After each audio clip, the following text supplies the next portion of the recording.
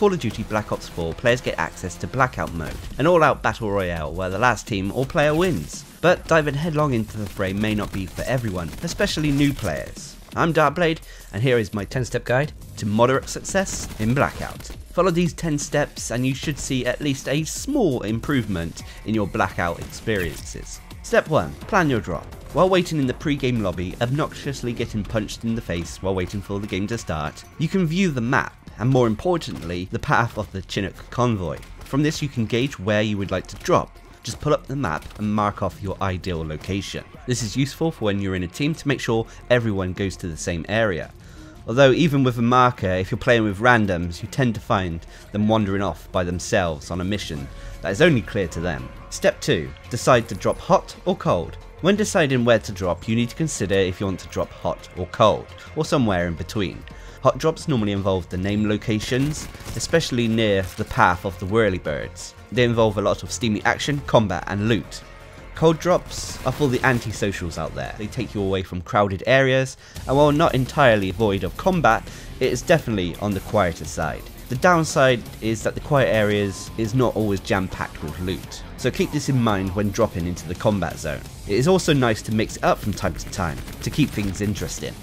Go hot when you want to practice your gunplay, go cold if you want to make it to the later stages of the match. Step 3. The wingsuit. When you leap from the chopper like an adrenaline junkie, you will glide towards the battleground.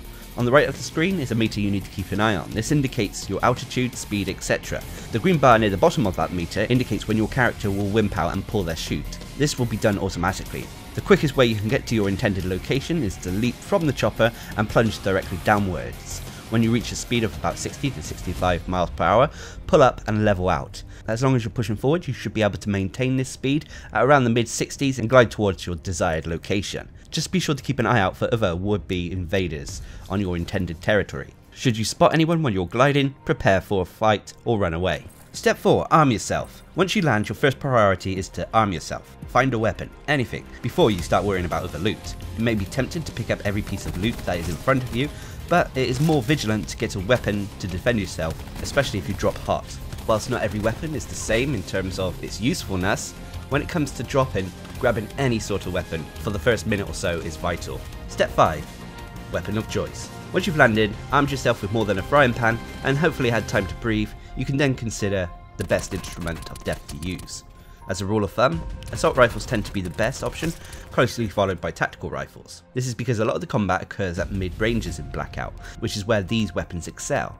Obtaining one of these is normally the best choice for a primary weapon, but for a secondary one, sniper rifles will always be best for long-range encounters, and for close combat, SMGs or shotguns work best at these ranges. And then there's special occasions, or when you're working as part of a group, that a rocket launcher comes in handy for making short work of players who like to use vehicles. I could go into more details regarding which weapon is best, but that will be for another guide. Step 6. Health and armor. The next step you want to take into account is health items and armor. This will help you survive the oncoming storm and encounters with other players. Health items come in the form of small bandages that look like toilet rolls, healing for about 25 health kits which sound like pots of pills, which heal for 50, and then trauma kits that heal you and put your maximum health up to 200. A quick tip is that you can heal while on the move, so always make sure to pop pills on the run. As for armor, there are 3 tiers, offering different percentages of damage resistance, with level 1 being the lowest and level 3 being the highest. Armor offers no protection from headshots, but other level 3 armor. The downside about level 3 armor is that your footsteps are made a lot louder. When in combat, armor can be shattered and broken by opponents.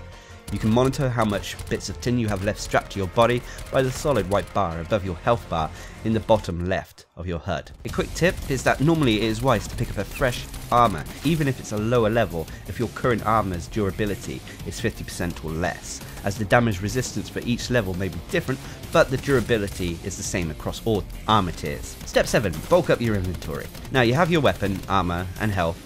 It's time to start bulking up your inventory. Grab a backpack as soon as you can and shove anything that isn't nailed down into it.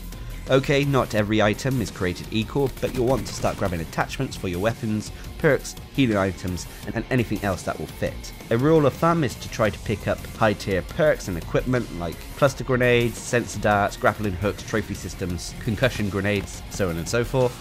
and while at some stages during the match they may not seem useful, as the storm approaches and shrinks, they can be key to winning a Blackout match. You can also gain a lot of loot from downed opponents, just make sure it's safe to do so before you go full on loot goblin. Step 8. Perks. As I mentioned, perks are worth grabbing, but not every perk is built the same in terms of quality. Now I could do a whole video about the perks, but for the purpose of this, I would just go over the ones you want to keep a hold of. Dead Silence and Skulker help muffle your footsteps, making it a high priority. Awareness will increase your hearing capabilities, making it easier to locate nearby foes. Engineer will help spot traps and enemy vehicles. Reinforced will help you survive explosives and dampen the effects of other enemy equipment. And Mobility will help increase your speed. Now these are not all the perks, but these are the ones that you may want to keep a hold of. Other perks like Looter and Brawler have their uses, but they are mainly okay for maybe the start of a match. Step 9. The approaching storm. As the match goes on, the surrounding storm, or collapse, will start to shrink, and players caught outside the blue circle will take constant damage over time.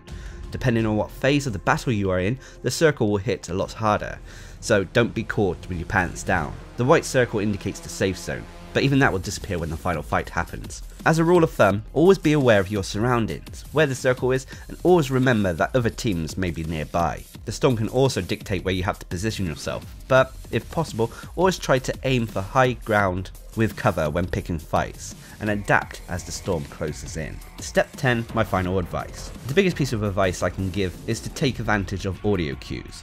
Players' footsteps sound like drunken elephants and are easy to hear, even more so with the awareness perk. Players who are sprinting often are easy to hear, to the point where they may as well be screaming "I'm over here." With this in mind, crouch walking or using one of the perks to soften your footsteps can help counter this. Gunshots can also give away your position, from the noise to the tracer rounds, so when it comes to taking that shot, it may lead to other players hunting you. Suppressors or single shots can help counter this slightly, thanks to it making it difficult for opponents to pinpoint your location. But always try to make sure you're in a good position before taking that shot. So those are my 10 steps to help you become a slightly better player at Blackout. As you may be aware, these are really beginner tips, and most of them will not apply to veteran players out there. But nonetheless, congratulations on completing the 101 Darcblade Blackout Basics course, and please leave a comment with your highest place in Blackout so far. And until next time, I've been Darcblade, bringing you the Blackout 10-step program to moderate success. Hope you enjoyed the video, thanks for watching, subscribe and like for more.